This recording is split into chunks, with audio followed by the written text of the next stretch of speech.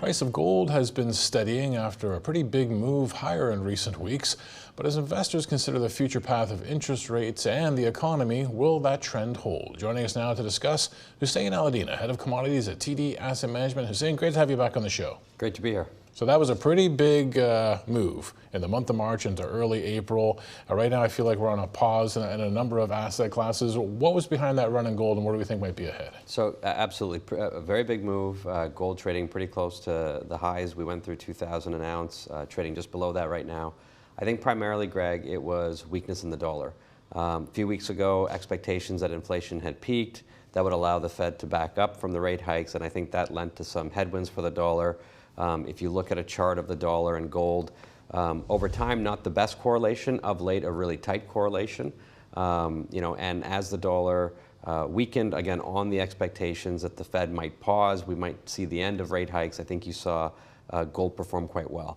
Gold has actually performed quite well if you look outside of the dollar in other currencies.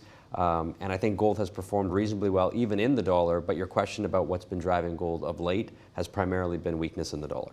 Now, it feels like we're in a bit of a period right now across a number of asset classes, including gold, where investors are trying to figure out what comes next. That maybe some of their assumptions about where the Fed might be headed are being tested. What does the near term, medium term, even longer term look like for gold? So we talked before, I think gold has a place in the portfolio. I think from a portfolio construction point of view, gold affords properties that your typical portfolio, equities, fixed income, even commodities, don't necessarily provide. It is a safe haven, so I think you want to have an allocation to gold, and I think that supports it medium term.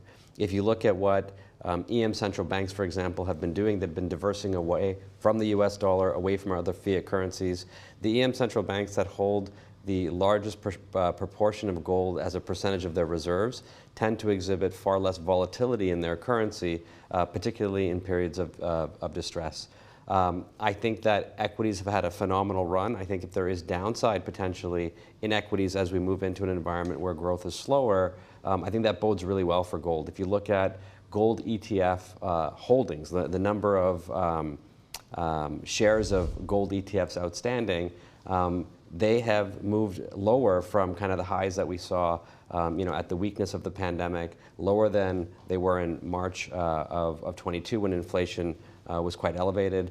And I think that, again, if we have any turbulence in the equity market, the appeal, the luster of gold increases, and if ETF holdings increase, that takes physical demand, takes supply out of the market, and I think that's constructive for gold as well. Yeah, I want to talk a bit about that because over the years I've always heard people talk about whether, if you're making gold a part of your portfolio, a lot of the retail investors will play that through an ETF, and then you're talking sort of paper gold versus physical gold. How should investors be thinking about that? That's a good question.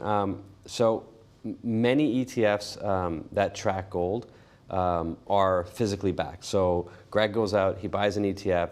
In the background, they're taking gold and putting it into the reserve, into the safe for you. That's very different than owning gold equities or owning financial gold.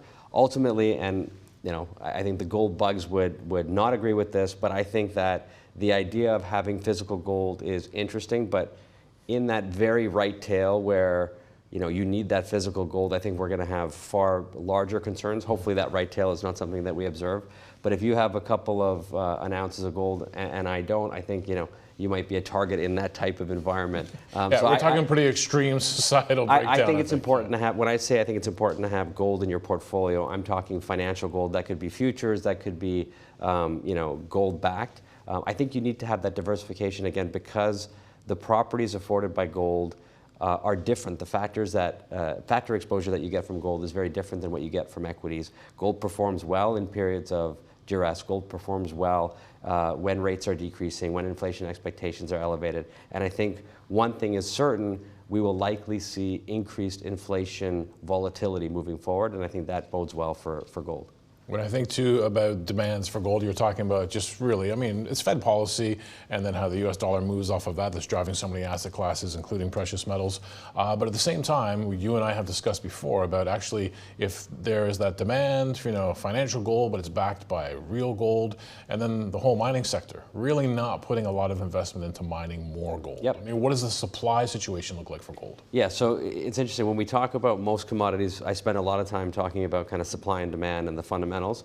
We don't do that as much in gold because gold is kind of a currency, kind of a financial asset. But it's a very good question, and definitely, very similar story in gold that you're seeing in copper, in nickel, and alli. We haven't, because gold prices have been reasonably depressed for the last 10, 15 years, there hasn't been that sort of material incentive to invest. Gold has been produced as a byproduct of copper. We haven't been producing as much copper either.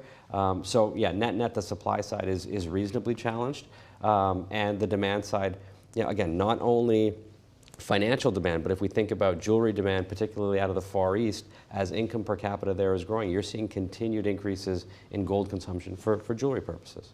I don't expect you to give me a price target, but that aggressive move in the price of gold, well above $2,000 in such a short period of time, and really, if you go back to, I think it was about October, off of the lows of around the fall, it's been a pretty big move over those last several months.